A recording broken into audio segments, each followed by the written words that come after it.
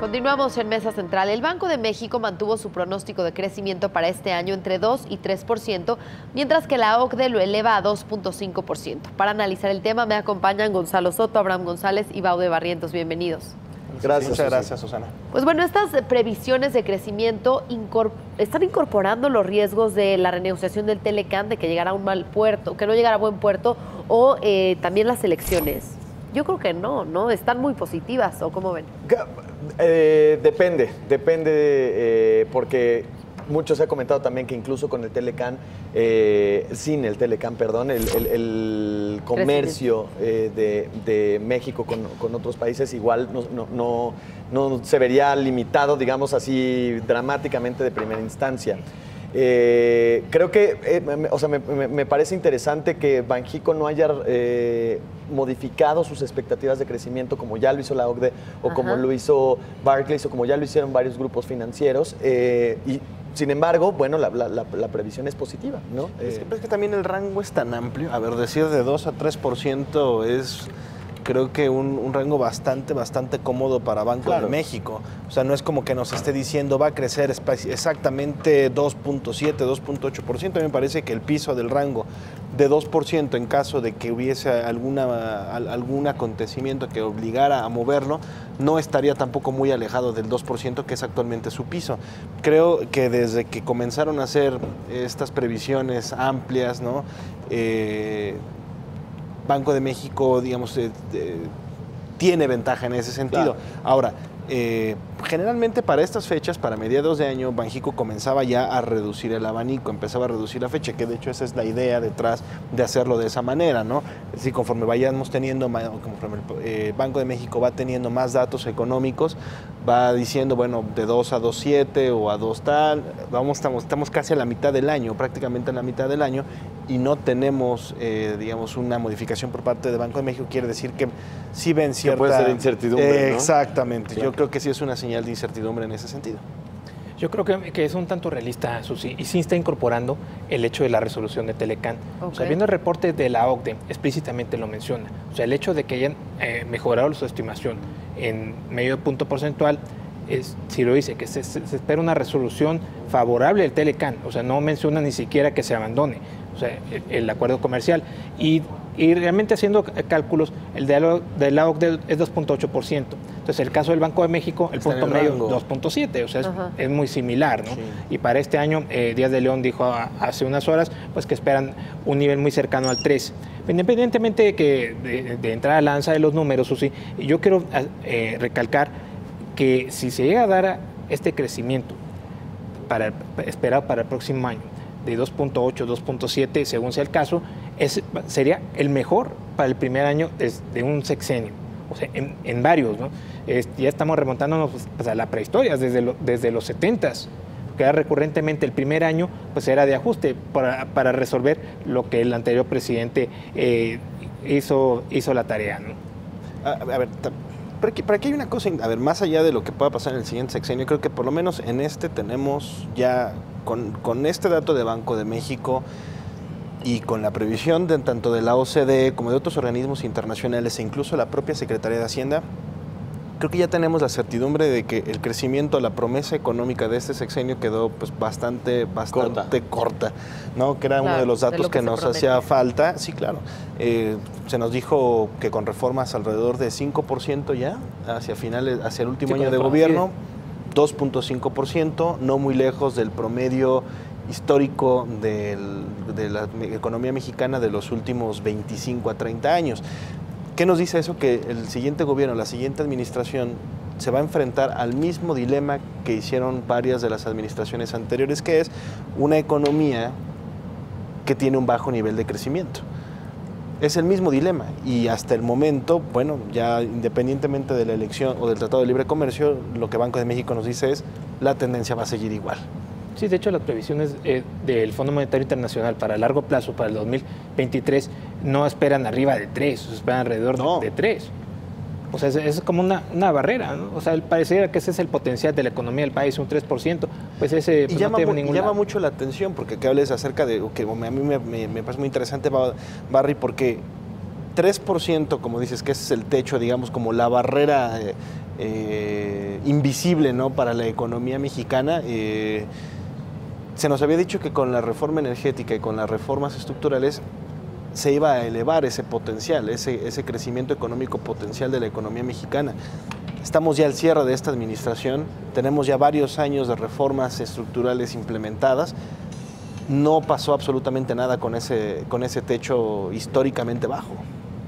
Bien, tú dices que sería el primer año de un sexenio en el que habría el mejor crecimiento.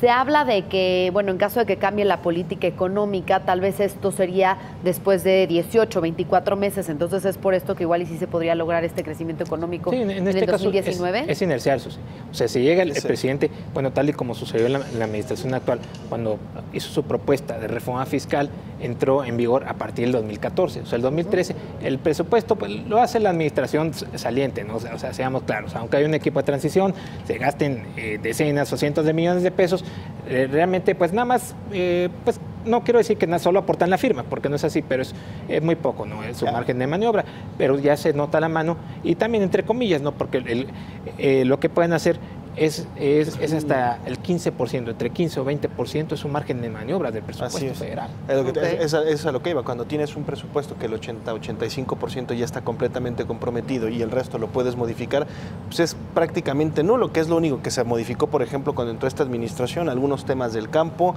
algunos temas de presupuesto en educación pública y seguridad pública y ramo 23, ¿no?, que son...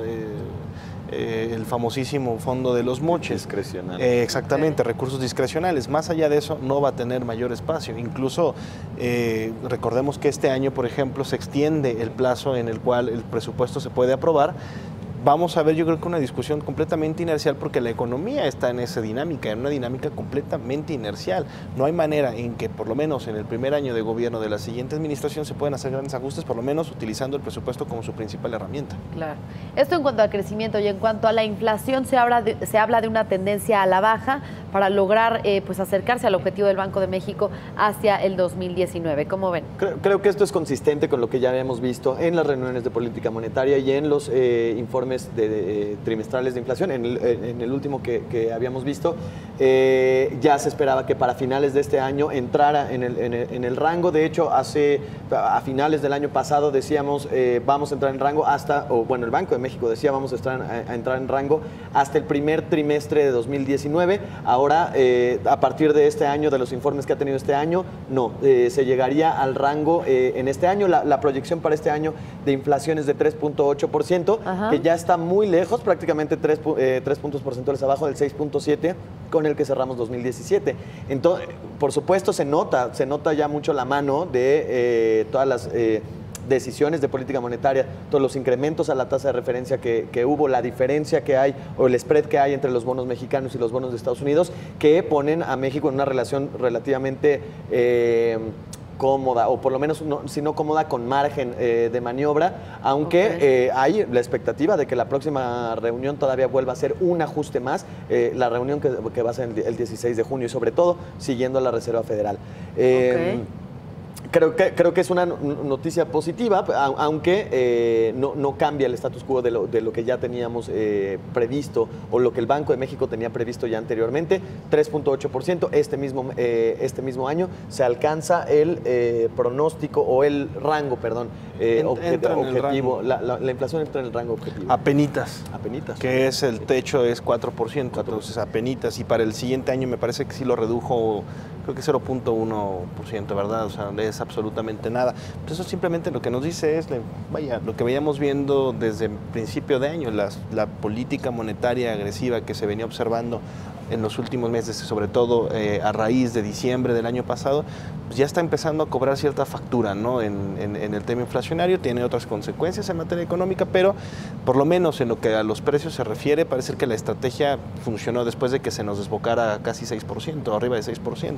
Pero bueno, entonces sí se estima una alza por parte de la FED en su tasa de interés y como reacción otra alza por parte de Banjico. Sí, podría ser la última, Susi, ante este escenario que está planteando Díaz de León, de 3.8 para finales de año y de 3.2 a 3.1 para el próximo año, pues implícitamente está diciendo que las tasas de interés, pues ya que no hay mucho por hacer. Ahí en un momento dado, y ya como lo ha reiterado en varias entrevistas que ha ofrecido, lo tiene por si acaso, ¿no? Por si acaso significa que si el tipo de cambio pues empieza a disparar, ¿no? De repente salen en nuestra clase empresarial, empieza a reaccionar y sale en manada, ¿no? Y llamémoslo así, pues la clase empresarial. Y ya que mencionas el tipo de cambio, ¿qué reacción vimos el día de hoy? ¿O podríamos decir que todavía esto se debe a factores externos? Creo que el tema de hoy, o la mínima apreciación que tuvo el día de hoy, es consecuencia de compras de oportunidad después de la fuerte caída que vimos ayer. La caída de ayer en el cierre de Bloomberg, que es a las 5 de la tarde, eran 1.4% lo que perdió el peso mexicano. No solamente el peso mexicano, sino muchas monedas emergentes. Hoy vimos una mayor tranquilidad tanto en las bolsas de países emergentes como en las monedas, y buena parte de eso pues son, digamos, compras de oportunidad o tomas de utilidades, dependiendo de qué lado del trade estés, pero creo que más obedece a ese factor. Ahora, es interesante ver cómo se está moviendo el mercado y cómo se están moviendo las expectativas también. El Banco de México tiene expectativas más hacia abajo, y los analistas tienen previsto tipos de cambio más abajo de lo que está actualmente. Para ser un poco más preciso, al cierre para el segundo trimestre de 2018, perdón, o sea, para este año, los analistas esperan un tipo de cambio de 19.33. Esa es la mediana de la encuesta de Bloomberg, y para el cierre del año esperan 18.69. Eso, por supuesto, es ambas cifras son cifras inferiores a las que existen actualmente. En este momento el tipo de cambio cotiza en 19.78 en el mercado interbancario, así que se esperaría una apreciación tanto para cerrar el primer semestre como para cerrar el año. El cierre del año, según la encuesta de Bloomberg, estaría en 18 pesos con 69 centavos. Creo que por lo menos es un peso menos de lo que tenemos actualmente, así que la perspectiva, digamos que si tuviéramos que decir que cuándo se iba a alcanzar el máximo, es en estas fechas en donde los analistas veían un nivel máximo, y después ya de las elecciones verían una disminución del tipo de cambio. Bien, conclusiones, Baude. Mi conclusión sería, Susi, bueno, en el caso del informe trimestral de Banxico, creo que no hay muchas cosas ya están consabidas. Sin embargo, nada más quisiera determinar un punto. En el caso de la OCDE recomendó revisar la estructura tributaria. Pues de esta forma sería el camino para aumentar la perspectiva de crecimiento del país para los próximos años, en particular revisar el IVA y las exenciones del ICR. ¿Por qué? Para poder estar en condiciones de disminuir la tasa corporativa y ganar competitividad. Destacaría dos cosas como conclusión. La primera, en cuanto al reporte trimestral de Banco de México, me parece relevante la advertencia que hace sobre que podría haber en las próximas semanas mayor volatilidad del tipo de cambio. Ya con el nivel que está, advierte aún así que puede haber una mayor volatilidad, principalmente por factores externos. Eso en cuanto al tipo de cambio, en cuanto al reporte trimestral de inflación. En cuanto a lo que dice la OCDE, además de la recomendación acerca del marco tributario, creo que también es relevante lo que dice acerca del Estado de Derecho. No van a seguir...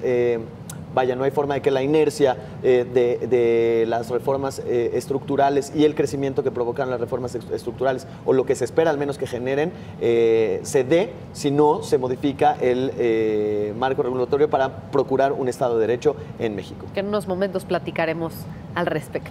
Muy inercial el tema del crecimiento económico, muy inercial el tema de los empleos, muy inercial todo lo que nos platica Banco de México. Creo que al final cerramos una administración más sin haber conseguido ese impulso económico adicional, y creo que hacia adelante pues no veo que haya todavía los elementos suficientes para impulsarla de manera más agresiva. Bien, pues con esto hacemos una pausa y regresamos con más análisis.